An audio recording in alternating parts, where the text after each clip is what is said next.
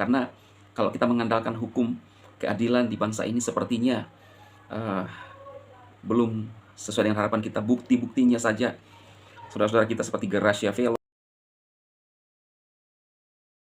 Shalom saudara terkasih dalam Tuhan Yesus Kristus. Salam jumpa bagi saudara seiman sekalian. Saya berdoa roh, jiwa, dan tubuh saudara dalam perlindungan Tuhan kita Yesus Kristus. Amin.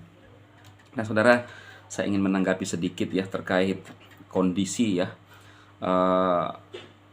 saudara-saudara kita yang saya perhatikan di YouTube yang telah diperangkap saudara ya, yang telah ditangkap karena diduga melakukan penghinaan ya, terhadap agama mayoritas.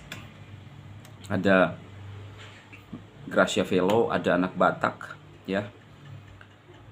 Padahal kalau menurut mereka hanya menjawab ya, menanggapi, tapi mungkin ada menyebutkan nama-nama yang sensitif ya, kemungkinan. Tapi kalau kita lihat saudara, jujur mereka bahkan lebih parah ya. Kalau kita lihat juga sekarang ya, saya melihat di YouTube Pak RT yang melakukan pembubaran ibadah sudah dibebaskan ya. Kalau dibalik kira-kira bagaimana ya saudara-saudara ya, kalau seandainya kita yang membubarkan ibadah mereka ya, mereka akan selalu berkata bahwa ini adalah umat mayoritas. Kalau kita selalu menggunakan kata mayoritas, maka sudah jelas bahwa tidak ada keseimbangan ya, tidak ada keadilan kalau kita selalu menyatakan demikian ya. Apakah kira-kira ketika ada umat Kristen yang menghentikan, kalau ini kita hanya berandai-andai, menghentikan ibadah mayoritas, bagaimana nasibnya ya? Dan saya juga kadang-kadang heran dengan hukum yang ada, saudara ya. Sepertinya berat sebelah begitu ya. Saya melihat, kenapa saya sedikit menanggapi lagi ini saudara, karena saya melihat dari video Risan Channel, Bang Risan Channel ya, dia mengupload sebuah video di mana beberapa kelompok yang datang mencoba membubarkan ibadah lagi saudaraku ya. Ibadah, kalau nggak salah dengar itu ibadah gereja Mawar Saron ya, kalau nggak salah ya, di channel Risan Channel. Nah,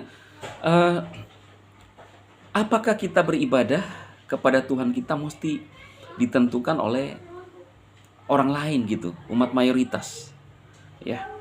Sebenarnya saya agak sedikit gelisah ya dengan kondisi sekarang ini ya. Kita masih terus mengalami seperti diskriminasi ya, ketidakadilan, dan saya jujur, saya orang yang tidak tenang ketika melihat sesuatu yang tidak adil ya. Maka pasti saya akan bersuara saudara. Kita menyatakan kebenaran ya. Jadi saya sampaikan kepada saudara bahwa bagaimana kondisi ketika ini dibalik. Seorang yang oknum RT membubarkan ibadah, paksa masuk dengan tidak sopan ya, seperti semena-mena menganggap orang lain.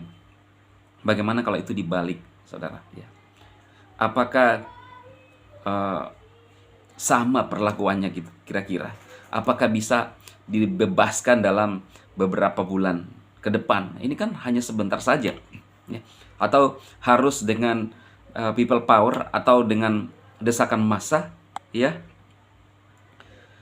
Sepertinya jauh saudara, jauh. Tetapi satu pesan saya, khususnya saudara seiman dimanapun saat ini berada, kekuatan kita bukan pada hukum saudara ya. Sepertinya sulit ya, entah kapan bangsa ini bisa benar-benar menjalankan hukum secara adil ya. Harapan kita hanya berdoa, Kita hanya berharap satu saat Tuhan yang bekerja, Tuhan yang melakukan penghakiman itu benar-benar, saudara. Ya.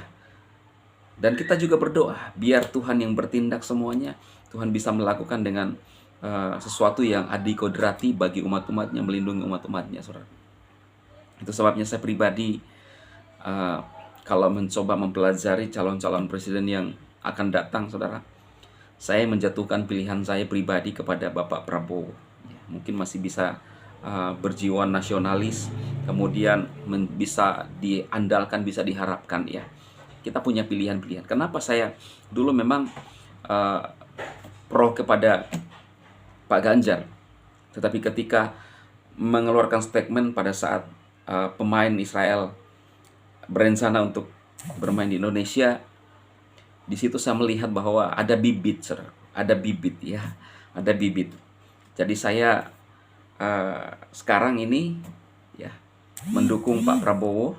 Alangkah lebih bagus ketika Pak Mahfud jadi wakilnya, ya. Karena saya melihat juga pernyataan Pak Mahfud,